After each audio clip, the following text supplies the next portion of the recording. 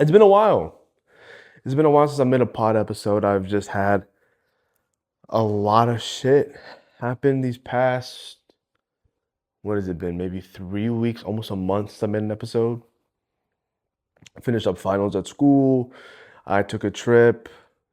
I was also just a bit lazy, I'm not gonna lie. It's funny. I had so many people tell me that I should make a podcast. It was probably my most popular request on all my pages.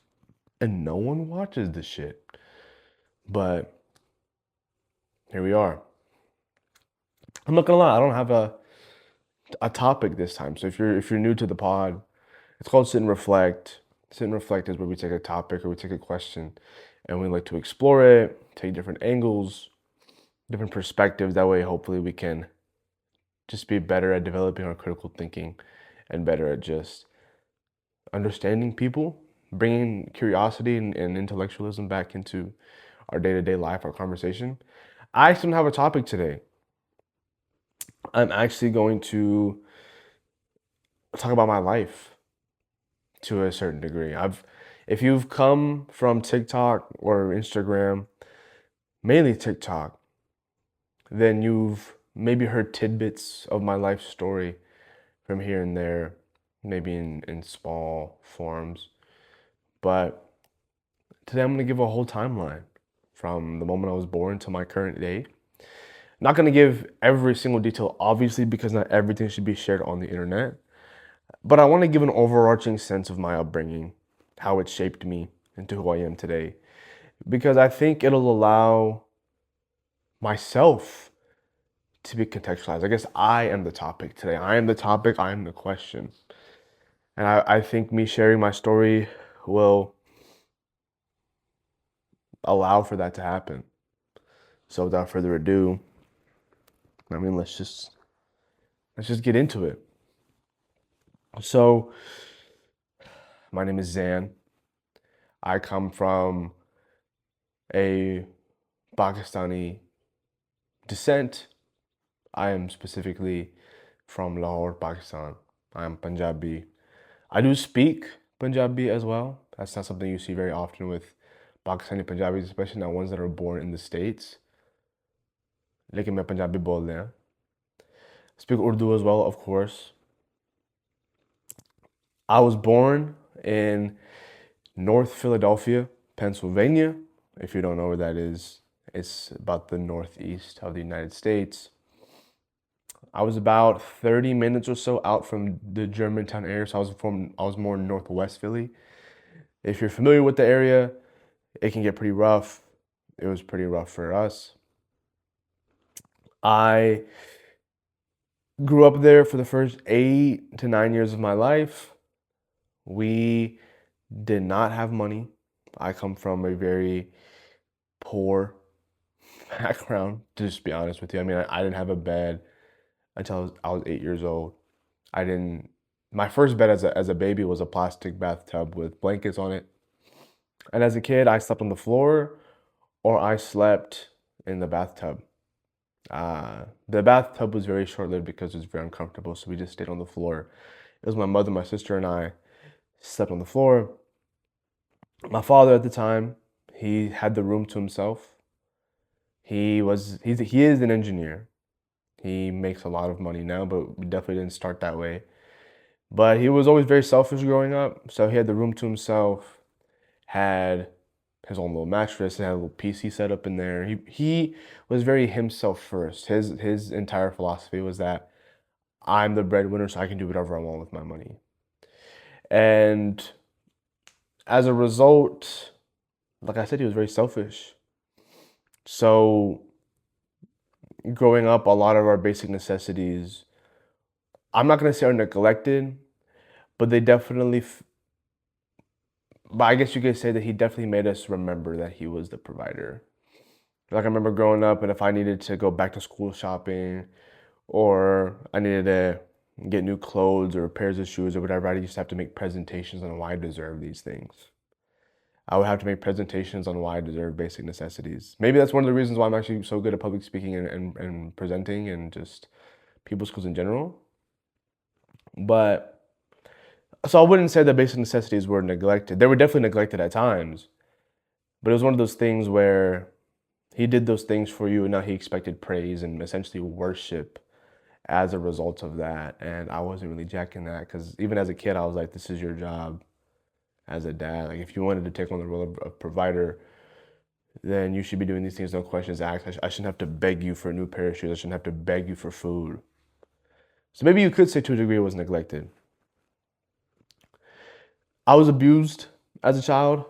I've actually been diagnosed with severe levels of chronic PTSD because of the long-term physical, emotional, mental, verbal abuse that I was put through as a child. And I was also diagnosed with, I think it's a lot better now in terms of how I handle it, but severe levels of depression and anxiety. Those were the two big ones.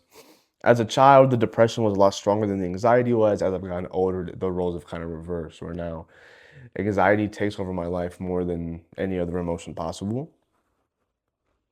So, growing up, my relationship with my father was not great. It was actually terrible because of this abuse. He was very my way or the highway. So either things went his way or things didn't go at all. So as a child, I was pretty much at the mercy of whatever he wanted. So growing up, my dad really wanted me to be like a math wizard, like a mathematician kind of thing. In his eyes, the only way that you can be successful is by being good within a STEM field. So I learned multiplication when I was about 3 or 4 years old. I learned college algebra when I was 8 years old. It's probably why my algebra is so strong even to this day. I couldn't forget that shit even if I wanted to. And he was also very violent growing up. So when we'd be sitting at the math table working on certain projects, or not projects, but textbook problems or whatever, like he used to buy me textbooks as a kid that I have to sit and do problems for. If I were gonna answer wrong, I'm talking like closed fist. He used to have these these wooden shoe holders. He'd use the wooden shoe holders. He would use the textbook itself to be my ass. I remember one time he was being my ass so bad with the textbook. I was like, how the hell am I supposed to study if you keep beating my ass with the textbook? So he stopped using the textbook after that. But I mean, that's a bit of a contextual. And we're still in Philly at the time, by the way. So we're still in Philly. And then growing up, I'm a lefty. I don't know if you guys know that I'm a left-handed individual. I do everything with my left hand except for swinging a baseball bat. I think it's the only thing that I don't do with my left hand. I'm a righty when it comes to that. So that's a little bit about me. So growing up, my dad hated the fact that I was left-handed. He hated it. I remember it was so bad that he used to beat my ass for ever holding a pencil in my left hand. He'd force it in my right hand. I started writing in my right hand, and then the handwriting was shit, so he'd beat my ass for having bad handwriting in my right hand. Like, it was a lose-lose situation. No matter what happened, I was getting my ass beat. So this was my entire childhood. It was just moments like this. You can take this kind of abuse and you can put it into different forms. I was told growing up very consistently that I was not going to do shit with my life, that I was going to fail, that I was going to be a failure, a bum. Nothing was ever going to come out of my life, that I was going to bring shame to him. I remember one time I had a situation in elementary school, and I went to my dad for support, and he said, "Why would I ever support you? Because that puts me at risk." So he didn't really give a fuck about me too much growing up. It was kind of just his way or the highway. And even during the times we were broke in Philly, and certain things were getting neglected. Certain things were just straight up neglected. He was very selfish where he would spend on himself. I remember he went out and spent like 13 grand on himself in a weekend. He bought himself like a motorbike and a bunch of shoes and clothes and whatever, while his two children and wife slept on the floor and his baby slept in a plastic bathtub. So that's just the kind of guy he was. Probably, I don't know if he still is. I haven't seen him in so long. That's the kind of guy he was as a child. I lived in Boston for a few months. for like 8 or 9 months. And then we moved down to Georgia, which is where I am now. Unfortunately, I fucking hate this state. God damn it. But don't worry, we'll be out soon, inshallah. But nothing changed too much when we came down here. My dad started making a hell of a lot more money, and he only got worse. He only got worse. As he made more money, he just became more increasingly selfish. And as I got older, the at least the physical abuse went from the whole family to mainly just me. Like he would just mainly take it out on me, which I was okay with as long as it didn't affect my other people in my life. I was okay with that. But growing up, we just had a terrible relationship, man. Terrible. Like there's no moments in my life where I can look back and say that I was actually happy living with him, talking to him, anything. I just don't have any positive memories with him. The only positive thing about my childhood that was a constant was just my moments with my mother. Which I love my mother to death. She's my best friend. I mean, she wasn't perfect either. But in the grand scheme of things, like sometimes you gotta be a little stern with your kids, I guess. But love my mother to death, man. She and my sister essentially raised me. My sister's a few years older than me. I'm the youngest in the family. They essentially raised me since my dad never really cared to have much involvement in my life, whether when I was a kid or now. So they taught me a lot. There's also a lot that they couldn't teach me that I had to learn about myself, but we'll get into that later on. But also, as an extension, the men in my family in general didn't give a fuck. They didn't really try to build any relationship with me either. Whether it was my uncles or grandparents, no one ever really tried to build that relationship with me. My cousins outcasted me. They never made me involved in anything. And just the men in my families, both sides of my family, just shitty people. I remember growing up, go back to Pakistan, and I'd see my dad's side of the family. My uncles used to beat me. I mean, like it is what it is. Like that's just how I grew up. And I definitely feel that absence of a male figure in my life now at my grown age, but we'll get into that. So we moved down to Georgia. I was 9 years old, and like I said, it only got worse as time went on. Fast forward about 5 more years of additional abuse or whatever. My parents finally separated. Finally separated. My dad kicked us out when I was 14. So he, like I said, made a lot of money. We didn't. So he hired a really good lawyer, got himself out of a lot of shit, saved his ass in a lot of ways, where they kind of just like dictated the entire terms of the divorce and whatever. One day comes home with a legal notice that says you have X amount of days to leave this home. If you don't leave the home, then or if you have any damages that are done in the process, you'll be penalized for.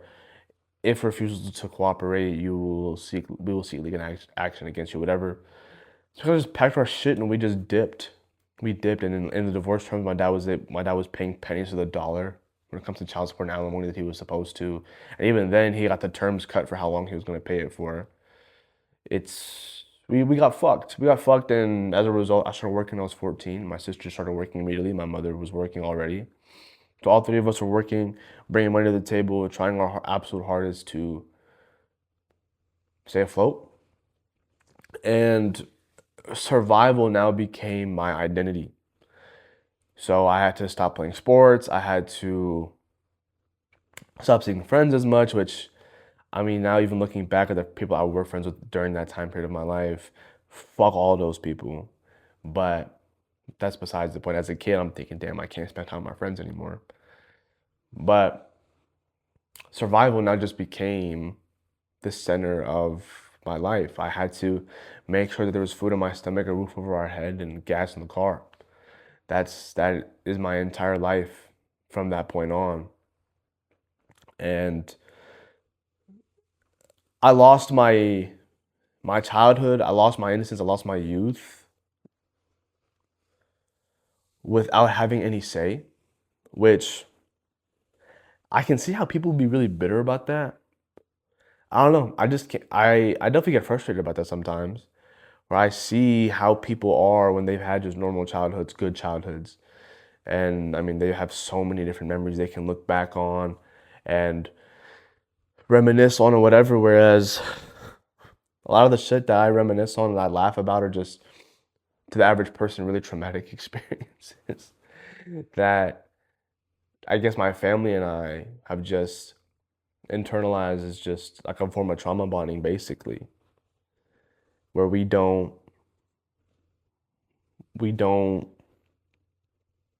get angry or sad about that anymore. We just laugh at it, because what else can we do at this point? Why be angry about it when we can't control it? We can't do anything to go back in time and change it. So we just laugh at it. But at my grown age now, at 21, I've been working since, like I said, 14. Maybe since that time, I've maybe had a grand total of 2 or 3 months off from not working. And it's just been constantly go, go, go. I supported myself throughout high school. I'm supporting myself through college still. I am I was actually, let me say, I was for the vast majority of my time financially responsible for myself. I've had a lot of shit happen these past 12 months that have now required me to move back home and hold the fort down here to the best of my ability. Not even just that, but also just for myself. I can't, in my current situation, I can't afford to be on my own anymore the way that I was a year ago, 2 years ago. But a lot's happened and a lot has been learned from said experiences. So, given that context on my a very very short spark note version of my life story, there's a lot that I've learned, and that's kind of the main thing that I wanted to talk about. So, I wanted to talk about how growing up this way, how it's affected me, good and bad. I think I'll start with the good. Let's start on the positive note. I think the biggest blessing out of all this struggle has 110% been the fact that I have been independent for so long. I am able to navigate through life completely on my own, and I do not need any assistance. I look at people at my age right now that couldn't even tell you how to properly Zelle someone money.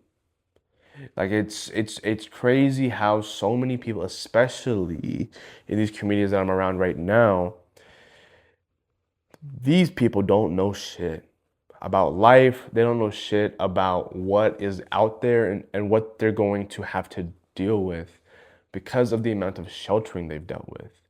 And it definitely gets to a point where that sheltering and that cushy life now begins to have diminishing returns. And I think a lot of these people are going to see that when they graduate their universities and they're in their 30s, 40s, 50s, but now they're having to dealing with all this shit.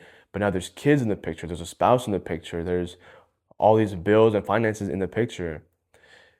A lot of these people, sorry to say, are going to crumble. They're not going to be able to handle this shit. I guess you could say that I'm very blessed in the way that I kind of just had all of the struggle front loaded. I mean, you name a trial, I've been through it, I've handled it, I've come out of it stronger. So when it comes to navigating relationships, when I have a wife and kids in the future, there's not much that I wouldn't be able to navigate. Not much, if anything, honestly. And that is so freeing within itself. That is super freeing within itself, because I know that I don't have to depend on anyone. I don't have to depend on a soul.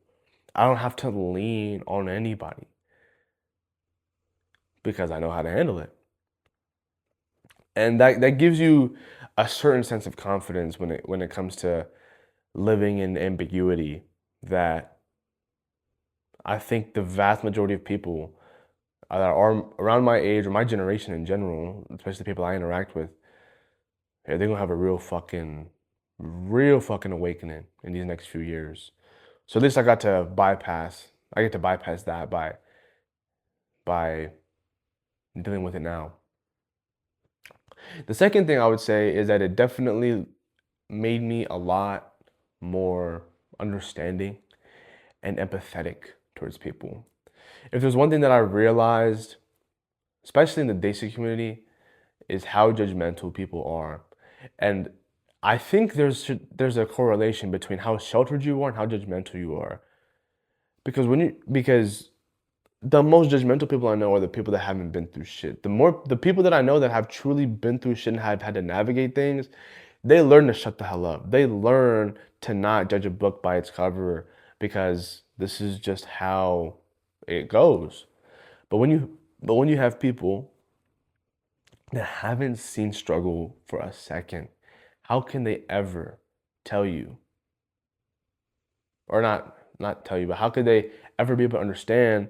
They're just gonna sit on this, I guess you call it moral pedestal that they have, and it completely shuts down their worldview, right? You look at these people, they grew up with the same group of people, the same religion, same background, same everything, and they now have a lack of exposure to different backgrounds, religions, upbringings, socioeconomic classes, whatever it is, circumstances. It's hard for people to wrap their head around that. And I'm so thankful that I am not one of those people. That I can sit and I can remove myself from situations. I can get to know people. And whether you're a fucking Nepo baby to the max or you've had to genuinely build yourself from everything, I can relate to both sides and I think I can understand, empathize, connect with both sides. Some sides easier than others, but I think I can still do it. Which I guess leads me to my other point is that I've been able to develop the ability to connect with people that I think is very unique, that I think no one else that I know can do. I think it's the one thing that separates me from all the other things that I guess I'm lacking in due to my upbringing. Is just the ability to be able to connect with anyone and everyone, irrespective of where you come from. And I think if there's anything that's going to allow me to reach the levels that I want to reach, whether it's with this content stuff or my personal goals, it's going to be the fact that I'm able to communicate myself and connect with people that others won't. And I think, like I said, that's just going to open so many doors for me. And I look forward to seeing what those doors will be. I think another huge blessing is that it's given me such a good group of friends. My closest friends, my tier one circle, we all essentially grew up together and we're all, not necessarily all the people in my tier one are friends with each other. Like I met them through different ways. They're just my personal tier one. But I mean, we all grew up so similar. There's so many commonalities or common grounds that I have with these people that allows us to really connect and understand each other, that being in the environments that I am now, I struggle to find. And I'm so grateful for my friends. I'm so grateful for the people that I call my friends, my brothers, because throughout all the navigating of this bullshit that I've had to deal with these past couple years when it comes to people, having that tier one group to always go back to, irrespective of what's happening with every other asset of my life, it is the most relieving thing ever. I can go to school, deal with a bunch of bullshit, come back to my boys about it, and we can just laugh, have a good time. No judgments passed, nothing. Just sit, have a good time. I know they know where I'm coming from. I know we look at a lot of things similar, so I know I'm not crazy. And having that has saved my life at certain points from just completely going berserk. And I don't know what I would do without my guys. I don't know what I would do without my friends. And as crazy as it sounds, I wouldn't go back and change anything. I wouldn't go back and change any of it. Because if you change even one moment of it, you don't get the Zan that you get today. This Zan likes yapping that's in front of your screen right now, the one that you're subscribed to, hopefully, and the one that you're following, he wouldn't exist if it wasn't for these things. And I think I've learned to accept that and be grateful of the fact that I am who I am today because of my struggles. And that if things were different, I could end up being just like the people that I fucking despise. So thankfully, I didn't turn out like them. But with that being said, there is a lot that's also negative. First and foremost, I'll start off this way. Having the lack of male guidance has truly shown in my life. It's in the small things. Like, for example, when I went on my trip last month, I had to buy a suit. Haven't had a suit before. This is something that you do with your dad or whatever that you get advice from him from. Didn't have anyone to go to. Get my first flat tire. Right? Like it's small moments like this. It's like, yo, no one riding a bike. Guess what? I'm grown as fuck. I don't know how to ride a bike. Who the fuck taught? Who's gonna teach me? It's small things like that, but at least from childhood perspective. But now it's more things of like, hey, I'm interested in this woman. How should I treat her? How should I approach it? Blah blah blah. It's gonna sound fucked up. A lot of it's just been trial and error, fucking shit up with other women, learning from that, and then just moving to that's a new person that I'm interested in. Whereas if I'd had a lot of fuck ups in the past, or if I just had that male, I guess, guidance of you should approach it like this, you should look at it this way, you should think about this, do whatever. No. My father didn't do that for me. None of the other men in my life did that for me. None of them are even good examples of what it means to be in a good, healthy relationship because they all fucking suck and they're all miserable. All miserable pricks in miserable relationships with miserable children. It's terrible. So there's not even anywhere to really look. So that absence of a male figure has also left me with a huge identity crisis. Who is Zan as a man? Like, who am I as a man? Like, what do I bring to society, to my friends, to the family that I'm trying to take care of, women that I'm interested in? Who the fuck am I? And I've really had to go back and forth with this identity battle that what am I supposed to do? What am I supposed to do? Who am I supposed to talk to about these things? How am I supposed to go through life not knowing who I am? And all I've been left with is just uncertainty. Not even just uncertainty about myself and my image, but also just my life and what's going on with it. I mean, it's fucked me up. It's been very lonely as well.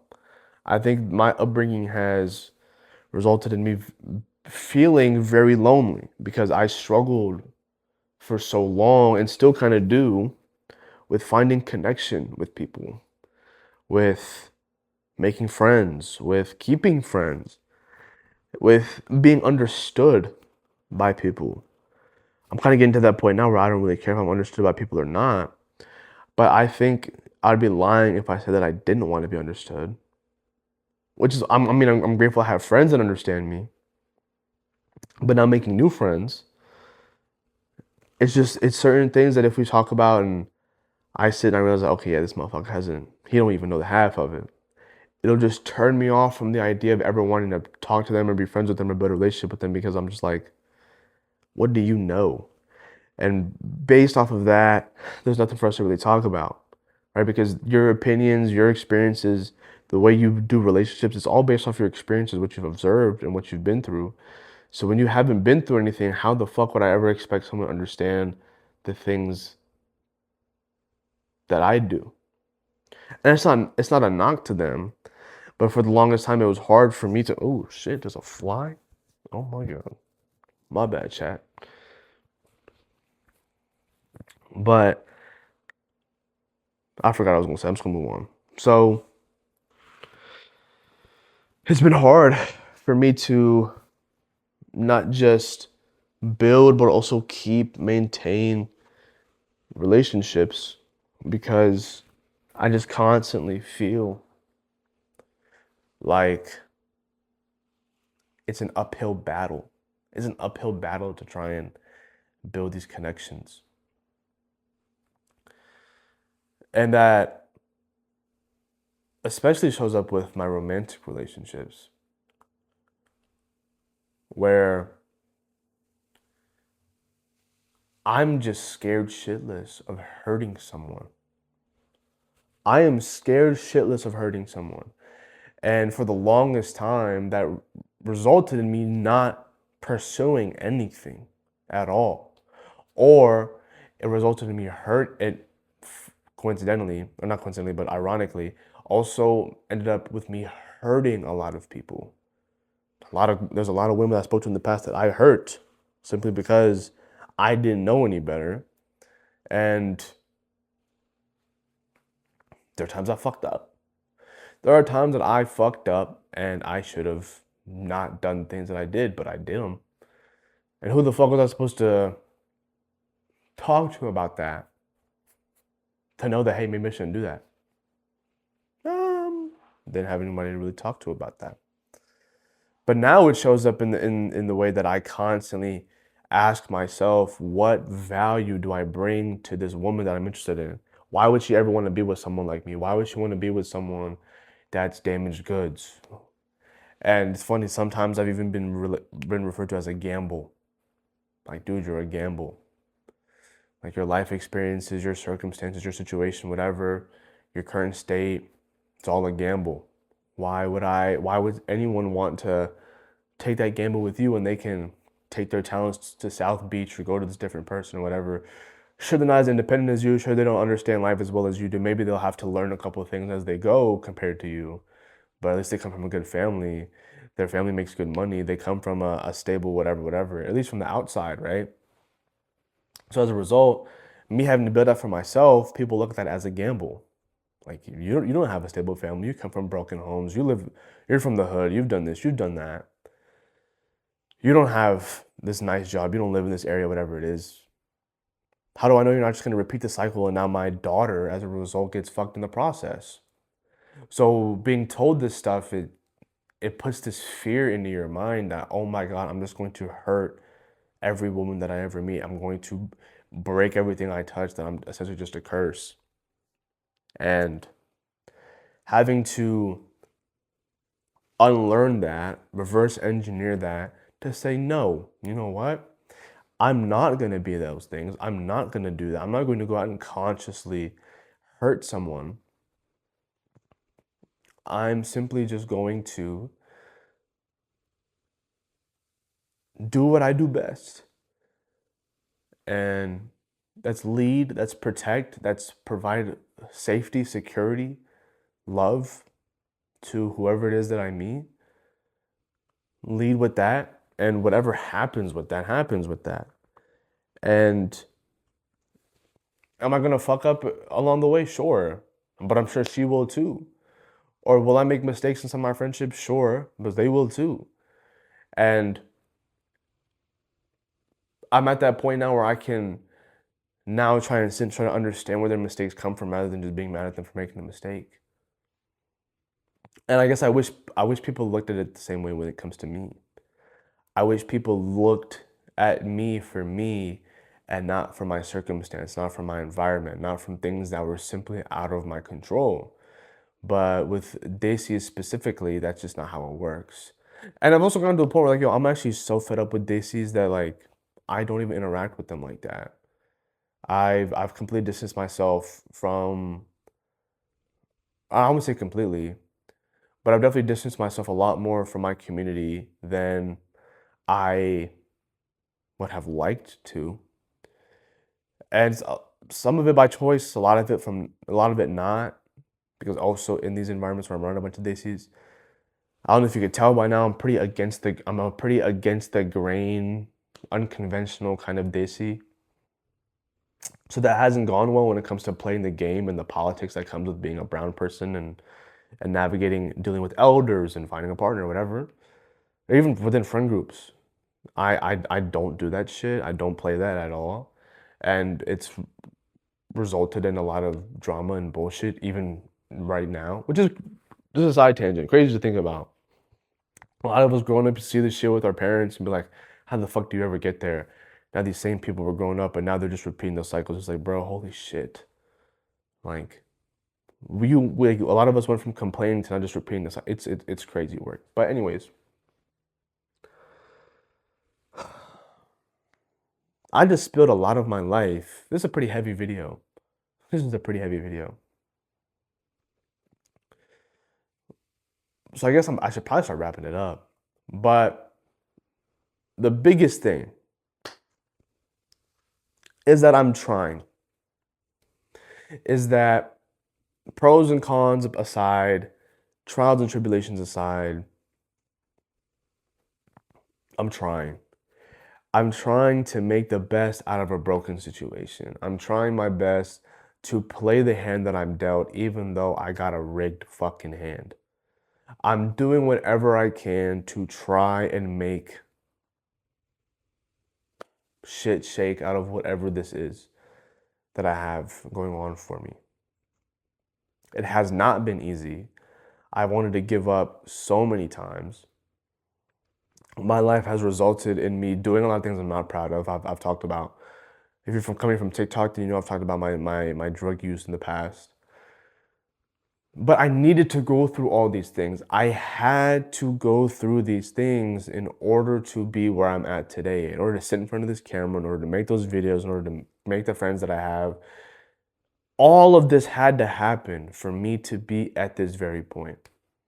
And if any of these things didn't happen, you would not have the Zan that is sitting in front of you today, that is talking to you, that is sharing his story for the sake of trying to help and maybe resonate with others, not for any other reason, not for any fucking sympathy points or boohoo points on the internet. It is simply to try and relay a message that, irrespective of how fucked up your situation is, you are in control on how the rest of it goes. You cannot control the hands you were dealt. You cannot control your parents. You cannot control for your environment, at least for the most part. You can't control a lot of things. But what you can control is what's in front of you, what step you take to get yourself out of it. You are not stuck. You can get out of it. And that is something that I have really, really tried to internalize, especially this past year, 2026. I have really tried to internalize that irrespective of all this shit, I can still make the things that I want happen. It is still possible. Will it take me longer? Yes. I'll graduate later than everybody else. My grades won't be as great. My whatever, however you want to spin it, to get to where I want to be. It's going to take longer, but it's going to happen. It's only a matter of time. I can pray for a streamlined process, but I'm not banking on it. I am fully capable of getting to where I want to be. It's just going to take a hell of a lot longer. And I'm okay with that now. I used to hate that. I used to try and combat that why the fuck am I sitting here cleaning up a mess that I didn't create? Why am I sitting here trying to unfuck a situation that I didn't stick my dick in the first place to fuck it? I didn't do any of this. Why am I now stuck with it? But as toxic as it might sound, is that me being stuck with it is the biggest blessing I could possibly have. Because there's so much to learn in this situation. Everything that's happened to me, every relationship, every circumstance, every fucking lost dollar, every single cry and tear that came out of my eyes that night, every single fucking frustration that got taken out on a heavy bag or wherever, all of it, every single part of my life has a silver lining in it. That there is something that I can look at, learn from, apply to myself, and just keep it fucking pushing. That way, when I do reach the levels that I so desperately am trying to reach, not only will I reach there, but I'll be able to maintain, sustain, and even grow bigger than that. That I went through all of these things, I've been able to work through, internalize, and get healed from these things. That way, the world is my fucking oyster, and that when my time does come, I fucking dominate. This was a bit of a word vomit. As you can tell, this was pretty much entirely spontaneous. I didn't plan a single bullet point for this at all. I just started talking.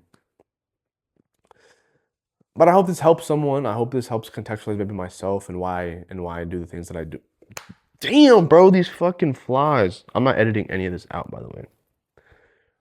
But I hope that contextualizes things about myself.